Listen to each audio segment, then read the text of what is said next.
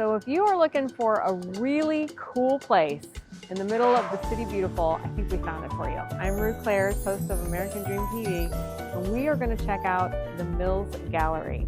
Come on, let's go. Are you ready to experience the city beautiful?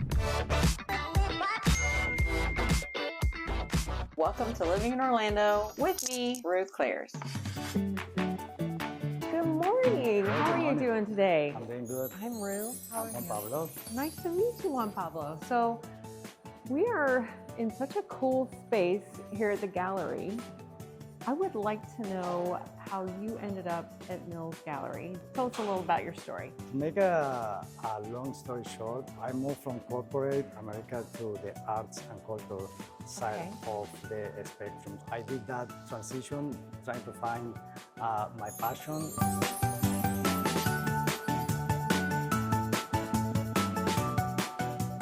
Well, so tell me a little bit about, the artists here. What is your role with the artists that we are going to be able to look at? Well, first of all, my role with Mills Gallery is to bring the diverse community together and show them something else about Orlando. We all know Orlando because of the theme parks, but there are so many great things that people don't know. As far as the artists go, how have you impacted that world with your role here? One of the passions that I found is through educating the artists. So what we teach here is for artists to find their way through life. We teach them about how to be entrepreneurs of their own self, because an artist is a brand themselves, but sometimes artists don't sell their art from the right point of view. It's some artists just focus on the technique, but I think the most important thing about selling art is creating a narrative that is strong enough to connect with the potential collector. So we teach them how to navigate those waters, and that's something that I cannot find that in another place. We are here in such an amazing space, and I think it's kind of interesting. I'd like you to explain how you ended up in an apartment building.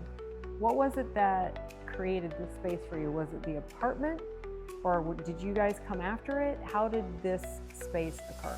Well, the whole idea came from the initial founder, Mr. Boris Garbe. So he came with this idea of enhancing this place and this area.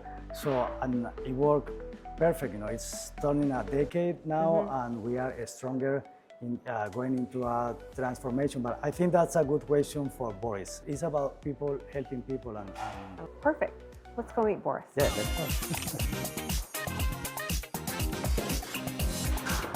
Boris. Hi. Hi, I'm Ruth. Nice to meet you. Let me just hang this painting real quickly. You can help me out. Tell me if it's straight. Perfection. Perfect. All right, perfect.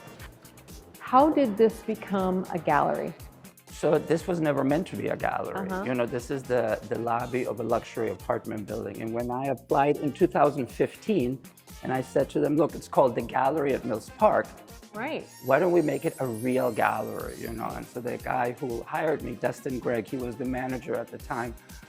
We started talking, and he goes, like 5 minutes in, you know even less about art than I do. And it's true, because I was starting, and he goes, I like you, please don't embarrass us. And that was almost 10 years ago, and it's been a good marriage, the apartment building and the gallery. And we've been voted #1 gallery in Orlando, again, by Orlando Magazine readers.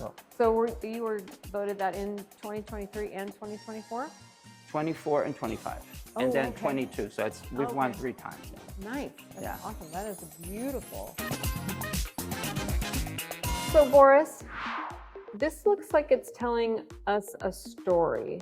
So Mills Gallery is one of the few galleries that I know of that still does what we do, which is we try to tell a cohesive story with the artwork. So the artist brings us their work, and in this case, Christy Lee, who's our lead curator, who cannot be here tonight, she tries to tell a story that is easy for the viewer to understand, even if they're not being told the story. So it's subject, subject, subject. So in this case, it's basically about how beauty has changed, physical beauty, how we present physical beauty, and how women are introduced to us through movies, television, books.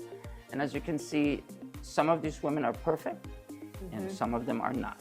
But my favorite really is this one here, which is about standards of beauty that no woman, period, can achieve. You know, here is a perfectly beautiful woman who's looking at a Barbie doll. Not even white people can achieve that type of perfection. So there is, and she's angry.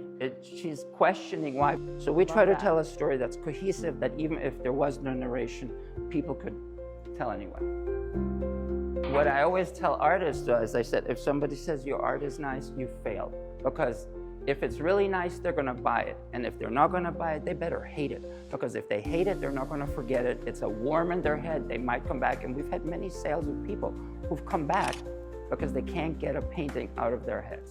So as far as the artists go, with your role, do you ever have the opportunity to help artists get to a place where their art sustains them? We give them the tools if they want to get them, because not everybody wants the knowledge that we offer them. You know? We help the artists that really want to be helped, and they want to help others, because this has to be sustainable. You know, we just don't teach one artist. That artist has to keep living like a legacy, let's call it, and helping other artists that are coming.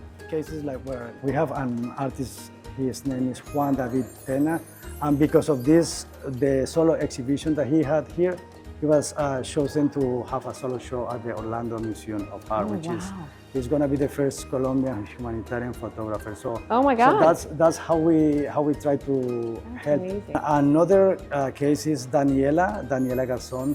She's now 15 years old. She's a violinist, and it's not just about painting, it's about every kind of art. They're very well connected with the Orlando Philharmonic. She was part of a great event with the Orlando Phil. She got the opportunity to conduct.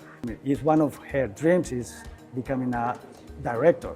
Okay. So she had that opportunity, which embraced her to keep dreaming.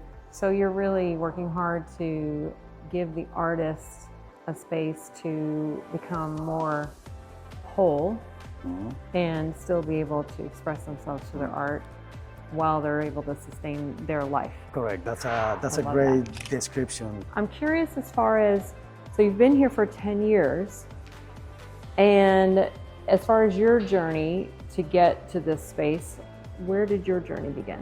Well, obviously it's a journey of two immigrants. Juan Pablo is from Colombia, I'm from Germany, you know, but I lived in Nicaragua for 10 years. And when we came here in '79, I was still too young to understand that this is the land where everybody wants to come, you know. And one of the sad things I've discovered is that immigrants seem to love this country better than most Americans, because most Americans have kind of given up on the dream, whereas an immigrant sees endless possibilities, you know. And what happened here is somebody who didn't know much about art, but ended up creating a successful gallery. It's because of two things. I stayed honest, and I've always surrounded myself with professionals, you know. My goal is to help the artist to do this, which is not easy, doing an interview, talking to the press, you know. To do that, I'm sure there were some challenges that you met and some things that you had to do that were maybe a little outside the box to get us here. When I first started, and I didn't have one with me, I really didn't know what to do, because I used to be a realtor. Not a good one, but I was a realtor. Really, I realized I can't compete against Snap and City Arts because I didn't have the expertise, I didn't have the knowledge. And honestly, I've kind of said always, I'm more interested in the artist and the story behind the paintings than the art itself, you know, because that's what sells art. I've learned that, yeah, they can look at the painting, but if I tell a story that connects with them, that's where the sales occur. So I learned that on my own.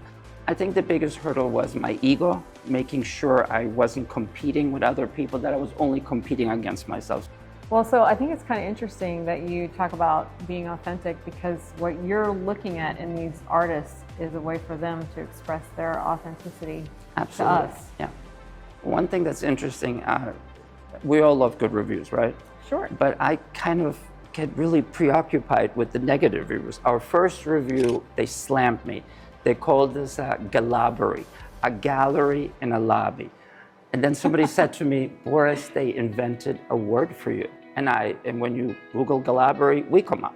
I love that. That's the other thing, you know. And then somebody said, oh, this guy, he doesn't care about art. He's more interested in people over products. And that was a slam.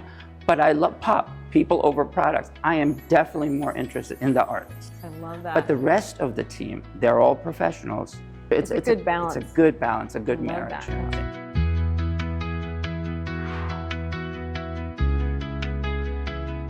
That was really cool. I love that story. And I really appreciate you sharing that with us. Before you go, can I just highlight one artist? Absolutely, I'd love to know about it. I am so excited about this artist. Juan discovered this artist, Linda Hobby. Oh, wow.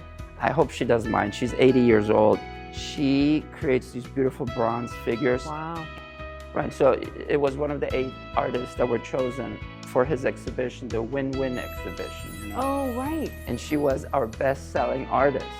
Wow. She sold the most pieces, you know. That's amazing. So we love Linda Hobby.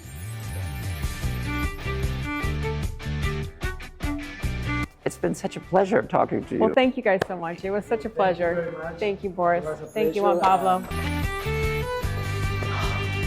What an amazing time we had. I don't know if you were ready for all of that, but Boris and Juan Pablo have it on lock.